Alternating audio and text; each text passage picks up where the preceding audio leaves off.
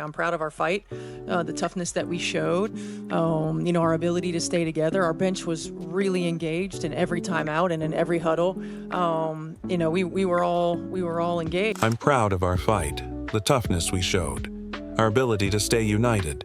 Our bench was locked in during every timeout and huddle. Everyone was engaged. 6 records broken, yet we fell just 1 point short. Yes, this stinks. We want to win this game. But, I think this is great for our team. A little adversity. How are we going to respond? How are we going to come in here tomorrow morning and watch the film and learn and get on the court and get better? And like I said, that's why this league is so great. You have a couple days and then you get right back to it. You find a way to respond. We have a chance to go there and play them, actually. So it's even better, I guess. We can, get a little redemption if we go down there and play. That's the tough reality Caitlin Clark faced after her performance against the Atlanta Dream. Though the scoreboard showed a narrow 91-90 loss, the record books were completely rewritten. They dug themselves into an early hole. Clark was looking to get going. Honestly, I give my team a lot of credit, my teammates a lot of credit. We never gave up. We fought. We were right there. We found a way to get back in it. When things didn't seem very good for this group, at least we stayed together and we kept fighting, and that's a positive. Oh, that's a deep 3. You're about to witness the emotional roller coaster of Clark's night against Atlanta. From controversial referee calls that even had her boyfriend tweeting in frustration, to the moment she shattered records that took other legends hundreds of games to achieve. One record blew Sabrina Ionescu's out of the water. The most shocking. One took Courtney Vandersloot 394 games to reach. We shot 32 free throws. It's a lot of free throws. Going to be difficult to win a lot of games when we foul people that much and put them at the line that much. It's tough. They made 25 out of 32. We still went to the line 26 times, missed 10. So that's the game really right there. It obviously doesn't come down to that, but, it's just a little thing. While Clark did it in just 42. Comment fired up for the Fever below to show your support despite the heartbreaking loss. Yes, it stings. We wanted to win this game, but I think this is great for our team. Some adversity. How will we respond? How will we come back tomorrow? Watch the film, learn, and get better. That's why this league is so great. You get a couple of days, then you get right back at it. We have a chance to play them again, so maybe we get some redemption with a strong performance. What if I told you one of the greatest individual performances in WNBA history still wasn't enough for I think we were disruptive at all. I felt like we let them move the ball wherever they wanted to. We had a lot of breakdowns in our coverages. We weren't really helping one another out. We played like 5 individuals defensively at times instead of collectively as a unit. And good teams take advantage of that. Atlanta was really good at getting downhill. They knocked down some tough shots, but when you dig yourself a hole, it makes it really difficult to use all your energy to come back. Win? That's exactly what happened when the Fever faced the Dream in a nail-biter ending, 91-90. Just 1 point separated Clark from a team victory on her record-breaking night. Honestly, I give my teammates a lot of credit. We never gave up. We fought hard. We were right there. When things looked bleak, we stayed together and kept fighting. That's a positive. The final moments tell the story of what might have been. With just 9.7 seconds left and down by 1, Clark inbounded to Natasha Howard. The play was designed for Aaliyah Boston, but the Dream's defense cut that option off. Howard got a good look, but her shot was blocked by Nia Coffey. She grabbed her own rebound for a second chance, but the ball just wouldn't fall. The Fever shot 32 free throws. A lot of free throws. It's tough to win games when you foul that much.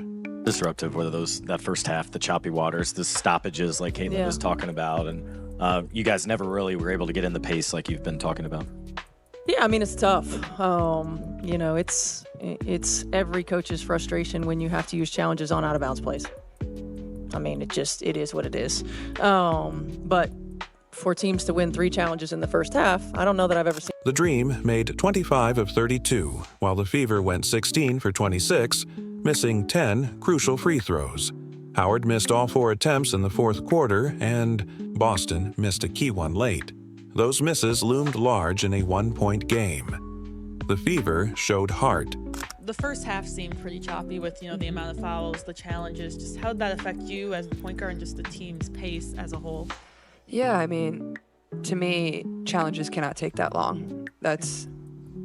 It ruins the flow of the game. I get it. It's early in the year. The refs want to make the right call.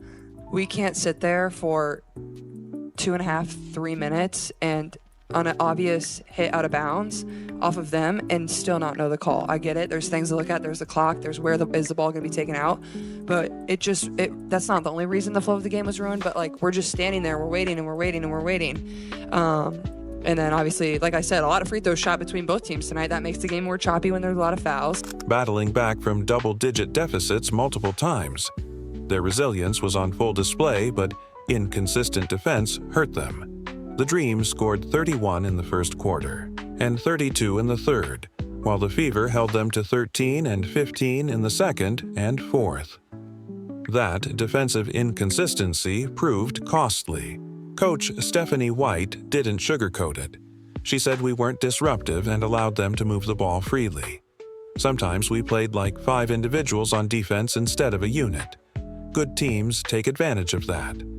Atlanta capitalized on downhill drives and tough shots. The Dream's strategy to contain Clark was to pressure her with multiple defenders and full-court press. Coach White is put in a position to have to use both her challenges in the first half on calls that were pretty point blank, and then we're left with none there in the second half, which, you can pick and choose. Maybe you save them, maybe you don't, but still, every single possession matters. But like I said, it doesn't come down to that. No matter what, if it's a choppy game, we got to find a way to find our flow a little bit better, especially to start the game and start the second half, for sure. Hoping to force tough shots. Coach Carl Smesko said they aimed to keep the ball out of Clark's hands as much as possible. Inside, the Fever had no answer for Brittany Griner and Nalissa Smith, who combined for 40 points and 21 rebounds. The thing they're trying to speak into existence is 6 or 7 players averaging double figures. They believe it. Backdoor pass there from Clark to Kelsey Mitchell. The last season and into this year. Such a great backdoor. Ryan Howard added 20 points, including 4 threes, sealing the deal for Atlanta. You could see the chemistry still developing with this young Fever squad. Defensive rotations broke down at key moments. Players hesitated on help defense and split-second decisions, natural when building team familiarity, weren't there yet. We'll talk about the record soon, but this loss stings more because it was beyond the players' control. The officiating. Fans and Clark's boyfriend were vocal in their frustration. Imagine pouring your heart out, breaking records left and right, only to have crucial calls missed that change the game's outcome. Second chance opportunity. Clark fire away and knocks down a 3.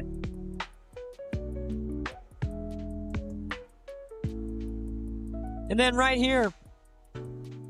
Boy, you've grown to love watching. That's exactly what happened in this heartbreaking loss to Atlanta.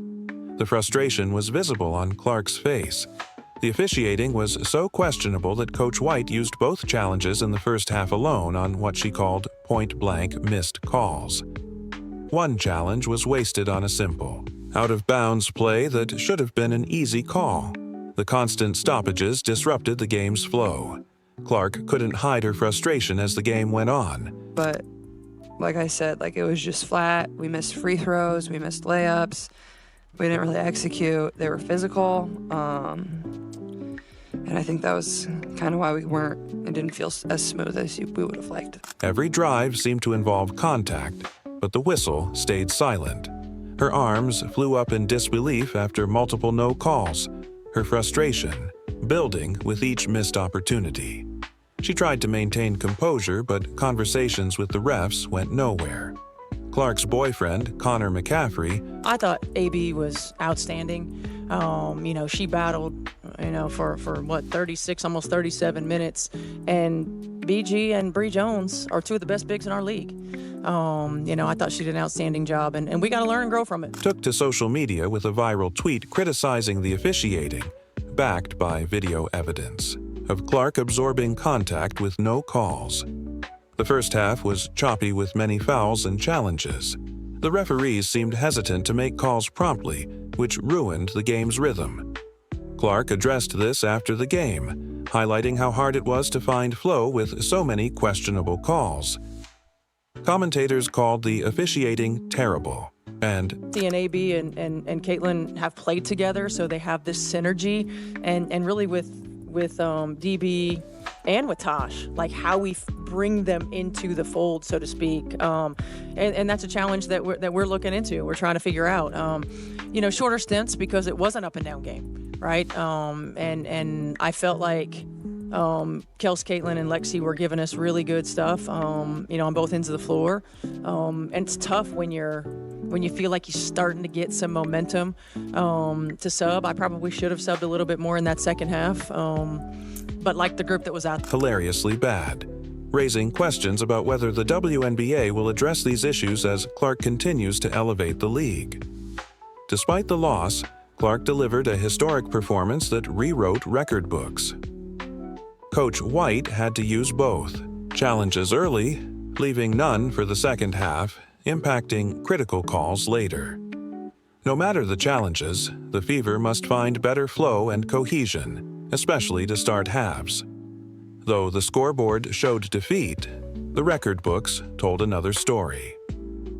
Clark didn't just break one record, she shattered 6 and added 2 milestones in one night. This performance puts her in a category of her own. She tied Courtney Vandersloot's record for most 20-point 10-assist games in WNBA history, 10 such games, but did it in just 42 games compared to Vandersloot's 394.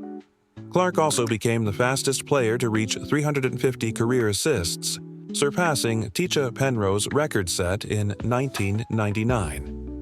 She broke Sabrina Ionescu's record for most games with 25-plus points and 10-plus assists, achieving 6 such games in just her second season. Clark is the first player in WNBA history to start a season with back-to-back 20-plus point, 10-plus assist games. She's also the first player with multiple games of 25-plus points, 10-plus assists, 5-plus rebounds, and 5-plus three-pointers. Her final stats against the Dream: 27 points, 11 assists, 5 rebounds, 2 steals, and 5 made threes. Clark climbed WNBA all-time ranks, becoming the 4th fastest to 800 career points and tying Chelsea Gray for 10th most double-doubles by a guard. Clark's unique combination of elite passing and scoring versatility sets her apart. Her consistency shows this isn't a one-time wonder. She's still developing and building chemistry. What records will fall when she hits her prime? The possibilities are endless. These individual milestones hint at something bigger brewing in Indiana. Though the game ended heartbreakingly, the Fever's long-term trajectory with Clark at the helm should concern the league. After the game, Clark hit another three-pointer, reminding fans why she's a star. Despite the loss, the Fever's ceiling looks sky-high when everything clicks. The contrast is clear. Clark's historic night versus fixable issues like free throws, defensive rotations, and late-game execution. These aren't talent problems. They're chemistry, problems that improve over time. Coach White praised Aaliyah Boston's monster 24-point, 10-rebound double-double against the Dream. Kelsey Mitchell scored 24 points, showing leadership needed by this young team. Lexi Hull's energy off the bench shifted momentum multiple times. Veterans Natasha Howard, Dana Bonner, Sydney Colson, and Brianna Turner are still finding their roles. Sophie Cunningham remains sidelined with injury. Coach White lauded the team's fight and resilience, highlighting their ability to claw back from double-digit deficits. Kelsey, AB, and Clark's chemistry is strong, and integrating the rest is a work in progress. The Fever's offensive stats have improved since last season, with higher scoring and better assists and three-point shooting.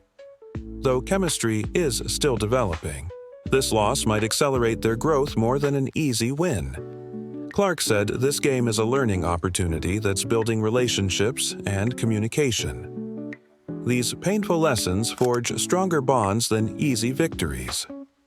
With Clark's record-breaking talent and the team's hunger after a tough loss, the Fever should be feared. The future is bright. It's Fever. There will be good nights and bad, but the goal is clear: to make the playoffs. Coach White knows the talent is there and the chemistry will come. The defensive rotations will tighten, and free throws will fall. A championship Fever is coming, one that builds with every record Clark breaks and every lesson the young team learns. The best part? It's only just beginning. Comment "Fired Up" for the Fever below to show your support despite the heartbreak. Like, subscribe, and turn on notifications so you never miss an update.